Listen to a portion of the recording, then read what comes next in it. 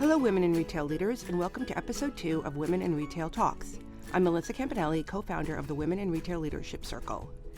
In today's episode, we're excited to offer a presentation that was given by Julie Gardner, the former CMO of Kohl's, at our recent Girl Talks event in San Francisco.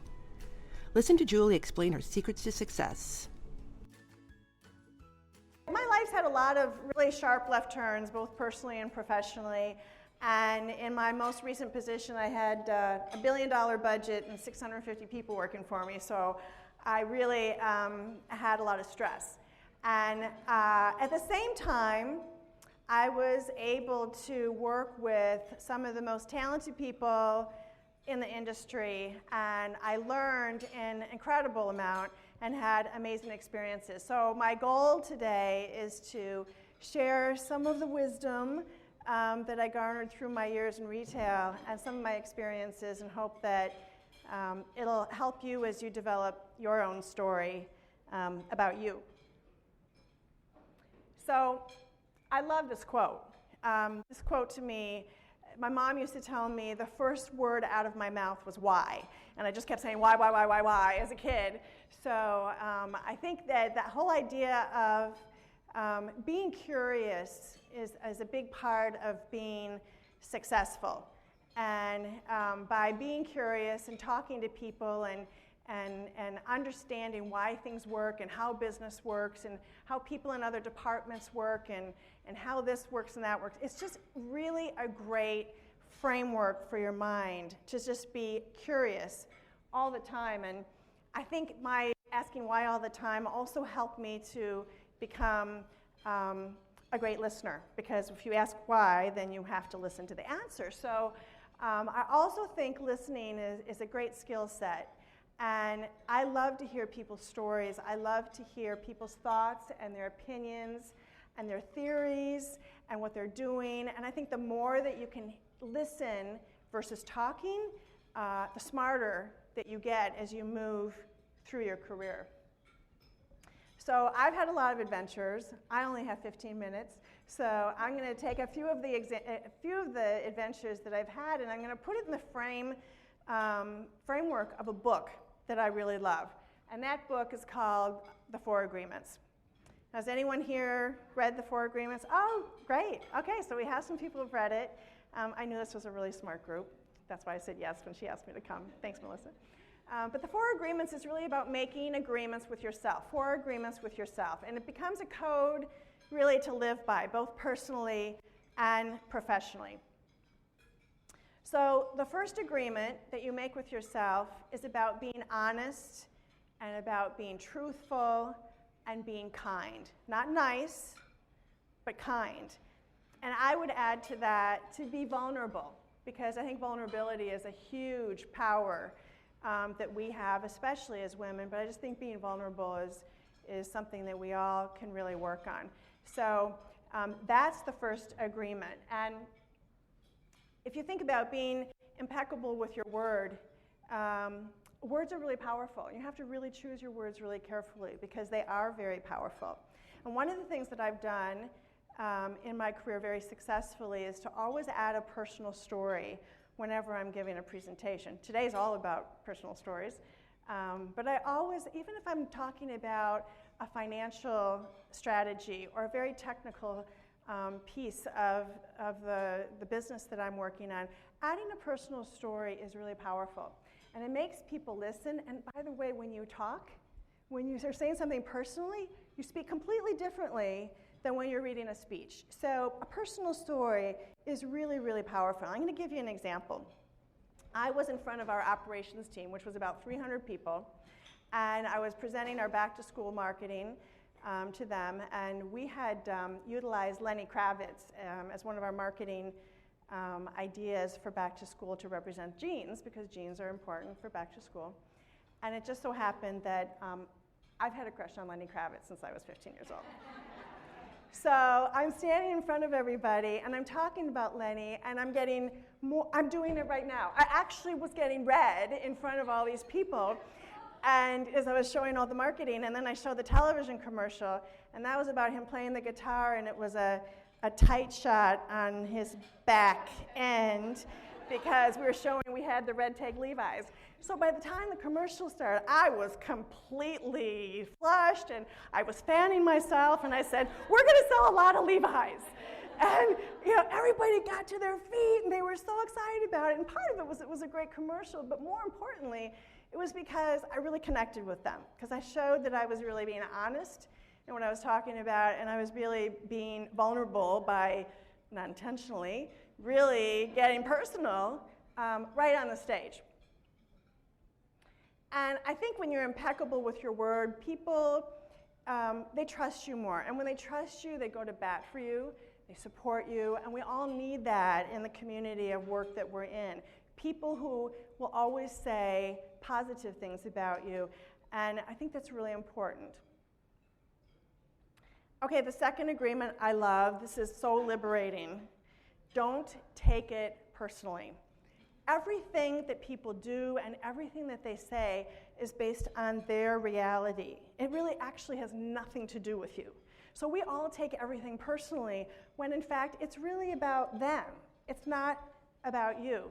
And when you start understanding that, it's really quite powerful.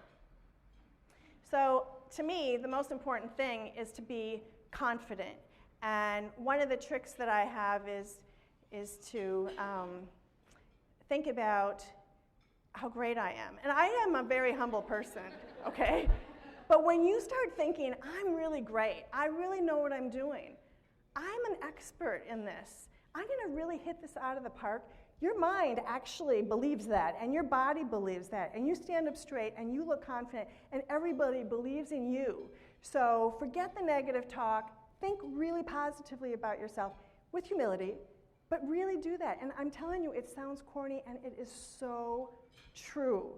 So do that. An example of this, not taking it personally, I was in a meeting with a GMM, and we were going through holiday actually with her, and she was incredibly negative about everything we talked about, and this was not like her at all. So I followed up with her afterwards, and I said, "Hey, Amy, what's up?" And she said, "You know what? I was given impossible goals for my inventory and my sales for holiday. It's impossible. I'm never going to make my plan, and I don't know what I'm going to do about it." And I realized she walked into the meeting with that. So again, it wasn't about my leadership. It wasn't about my team. It wasn't about our marketing plan. It was really about her own fears. So don't take it personally. I love this quote too. You really have to trust in yourself. You have to believe in yourself. And it doesn't matter what else is going on. You have to believe that you can do it and have trust in yourself. Okay, the third, don't make assumptions. And we all do this. I mean, we do this all the time, and it's one of our worst enemies. So one of the most surprising things that happened in my career, getting back to my personal stories, is I was meeting with Vera Wang, and we had just coined a deal with Vera to have a line of clothes. So I did all this research about her, and I learned everything I could about her and her brand and how she liked to merchandise and how she liked to market, and I got all psyched up for this meeting, and then I sat down with her, and I had all these concept boards, so everything was very loose because I just wanted to kind of get her take on everything. And so I had all these pieces of paper all over the place, and I finished my presentation, and I sat back, and she looked at me, and she gathered all this paper. I mean, she just literally took all the paper, and she put it to her chest, and she said, "I know you're going to take really good care of me." I couldn't believe it. I thought, this most iconic woman, a top 10 designer in the world, and she has the same fears and the same nervousness about this that I do. And it never occurred to me because I assumed, because of her persona, that it was going to go a completely different direction. So don't make any assumptions. Great quote. And along with not making assumptions is to ask questions. And sometimes it's really scary to ask questions. A lot of times I had to ask a question, and I thought, is this probably a dumb question? But I really need to know the answer to this. So I would ask. And a lot of people in the room would say, I had the same question, I really didn't understand that. You know, it takes a lot of courage to do that, but do it because it also shows leadership and confidence. And then the last agreement, always do your best. And for this, I'm going to tell you a story that's a little bit of a peek behind the curtain. But we had signed a deal with Jennifer Lopez and Mark Anthony. And they were happily married. And it was great. So we created our first campaign. And everything was done. It's one very iconic piece of, a very iconic photograph. And because they were so perfect for each other, she was sitting in his lap, and they were, completely, dolled up in their clothes, their own separate lines, but she was in his lap, and it was just this really amazing connection that was demonstrated in this photo, and we loved it. So we put it everywhere. It was in the direct marketing, it was national magazine ads, it was email, it was social, it was everything. And I sent her the final FYI copy, and her manager called me and said, Jennifer would like for you to come to LA. She wants to talk to you about something tomorrow. And I said, yeah, I can't come tomorrow. And I had done that on many occasions, by the way. So I said, I just can't. I have the board in, I can't come. And so she got on the phone and she said, I really wanted to tell you this in person. And nobody can know about this because it's not being announced for about 7 to 10 days, but Mark and I are splitting. I was like, what? You can't split up? What are you talking about? The whole campaign is done. No, I didn't say that, but I thought that for sure. I really did think that. And, and so I didn't know what to do. And she said, I understand if you can't do anything about it, but it's probably going to be really awkward when this, right? Yeah, you think, So, and the PR person in me is thinking, I could spin this. It could get a lot of attention, but no, that would be bad. So I went into my office and I grabbed my person in charge of brand creative and I said, I confided in her, totally trusted her, and I said, you're the only person who can know this, but we need to change all of this. And the magazine deadline, which has been extended like 5 times, is actually tomorrow for sure. And so we came up with an idea, and we got the right people together, and we said, look, there's a change in strategy. We really think it's important to delineate the brands. And so we want to decouple Jennifer and Mark, because we don't want anyone to be confused that they're, and everyone just, got on it. And they literally worked overnight. We got it done, and no one, except for a few of us, ever actually knew. We even had the merchants. They said, everything's changing. I'm like, new strategy. I mean, it was really, really, really unbelievable what everybody did. And I could have said no, and Nancy could have said no, and her team could have said no, but we always did our best. And I think in retail, we just work harder. I mean, we all work so hard. We always go the extra mile, and I think that is what makes us really, really, really good. But it's an extreme example of just always doing your best and not ever saying no. Again, go the extra mile. It's what we're all about.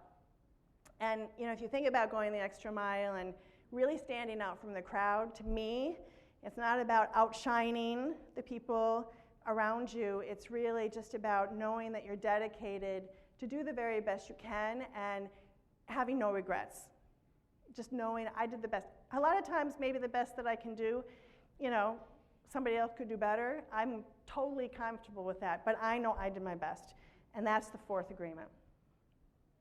So, looking back at my career, it was an amazing career. I had an incredible opportunity to learn an enormous amount, to grow personally so much, hopefully to contribute to the companies that I work for.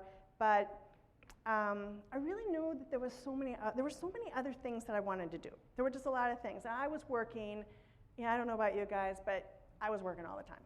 So I really felt like I needed to move on to find some other things that I was really interested in. And after I talked to my financial planner, which I would highly recommend, so I didn't have to go back to work when I was 75, he said, yeah, you're okay, you can do it. Which was really incredible. So I did. So I retired in 2012. I told my boss in April I was gone at the end of the year. Those were the really longest 9 months of my life, knowing that I wasn't going to be there, but it was great. And I'm very thankful for the career that I had. But it was really scary to retire for a lot of different reasons. But I went ahead with it, and I first started by focusing on myself. And honestly, it was the first time I ever focused on myself. So I would encourage you to find a little space in your life for yourself, because it's pretty awesome. Just little things. I started taking Pilates. I started with yoga. I started traveling that I always wanted to do. I took dance lessons. I took sailing lessons. I was doing just everything I could possibly think of that was remotely interested in me to see what would stick. And it was all so much fun. It was absolutely incredible. And I think, one of the things that I want to leave you with is to just be open to what's next. Because, and Denise and I were talking about this, it's so easy to just put your head down and just be doing so many things, and you miss a million different things, and you underestimate how many things will come into your life if you just kind of make room for it and close the one door. A million other doors really are going to open, and it sounds cliche, but it's true. So to give you an idea what happened to me, I left Wisconsin because I'm a smart girl, and I moved to Los Angeles because I'm a smart girl. I have a beautiful home in a suburb of Los Angeles. I married the man of my dreams in January on Malibu Beach. Yay! I'm a pretty good salsa dancer now. I can do ballroom dancing. And I feel really great about myself. And I have no second thoughts about the career that I had, but I really knew I made the right decision as soon as I started doing other things. And again, I think that for me, it was just a matter of opening up my opportunities. And I said no to a lot of recruiters after I retired because no one thought I was actually serious, except for one recruiter. He called me and he said, "Would you ever consider doing board work?" And I had never considered doing board work. I just thought I was done. So he said, "I have this company, it's a public company in Houston, and they're looking for someone with marketing and retail expertise. You just seem like you're a great fit. Would you consider it?" I met with them. They're great people, and they're mostly all bankers, so they think I'm a rock star, which is great, because I'm just talking about stuff that you all know, and they just are like, "Oh, wow." So it's fabulous because I get to use all my experience and all my knowledge to further the company, and at a different level. You're not tied to the day-to-day work, so it's actually really fascinating to do board work. It gets me to honor my desire to not give up my free time, because it's not particularly time-consuming, but it really keeps my head challenged, and it keeps me in the business world to an amount that I'm really comfortable with. So I would recommend that as something if you're looking. You can always start a nonprofit, because nonprofit's great board work to do, because it's less risky, because you're not really an independent director. But I would really recommend finding those kinds of things as you too you all look so young to me, it's like unbelievable. But as you get to that point of retiring, it doesn't mean it has to be over. It just means you have to be open to what's next. And I think that's really the message that I want to give you. So I'm going to end with how I began, which is, be in love with your life. Really be in love with your life. Don't settle for anything less than what you deserve. Trust yourself, believe in yourself, be good to yourself. And it's true, like Dr. Seuss, who's brilliant, forget about Einstein. There is no one alive who's youer than you, and just remember that. I think you guys are amazing women from the people that I've spoken with, so just be really true to yourself. Thank you for listening to this edition of Women in Retail Talks. Please check out our podcast channel page for show notes. Women in Retail Talks is available on iTunes and Stitcher, but make sure to subscribe on our podcast channel page as well. Lastly, please follow us on Twitter at WIR Leadership or on Instagram at WIR Leadership. Thanks, and I look forward to you joining us on our next episode of Women in Retail Talks.